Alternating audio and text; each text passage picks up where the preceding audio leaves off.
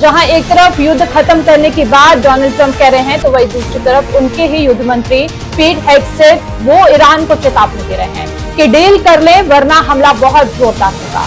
America के युद्ध मंत्री हैं पीट हेगसेथ, ये वही वार मिनिस्टर हैं जिनके सिर पर डोनाल्ड ट्रंप ने ईरान युद्ध का ठीकरा फोड़ा था।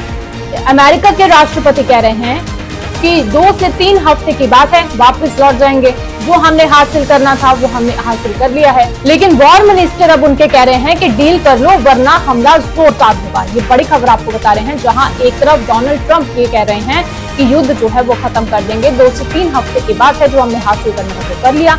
लेकिन अब यू टर्न ले रहे हैं उनके वही वॉर मिनिस्टर, वो कह रहे हैं कि डील कर लो वरना ईरान पर हमला जोरदार होगा। सुनिए जरा। But if Iran is wise, they will cut a deal. President Trump doesn't bluff and he does not back down. You can ask Khamenei about that.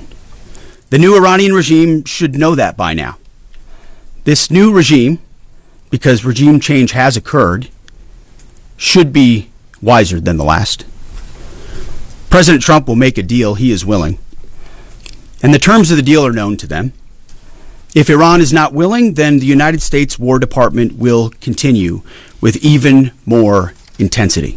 और इसी बीच सबसे बड़ी खबर सामने आ रही है कि कतर के टीवी चैनल पर हमला हुआ है। तेहरान में कतर के टीवी चैनल पर मिसाइल अटैक हुआ है। अल-अरबी टेलीविजन नेटवर्क है ये, जहां पर ये ईरान की राजधानी तेहरान स्थित कार्यालय भवन में मिसाइल हमला हुआ, जिसके कारण सीधा प्रसारण जो है वो रोकना पड़ा। बहुत ज्यादा नुकसान हुआ है। सीधी तस्वीरें आपको दिखा रहे हैं, जहां इजराइल की तरफ से ये जोरदार हमला किया गया और उसके भवन को खासा नुकसान पहुंचा।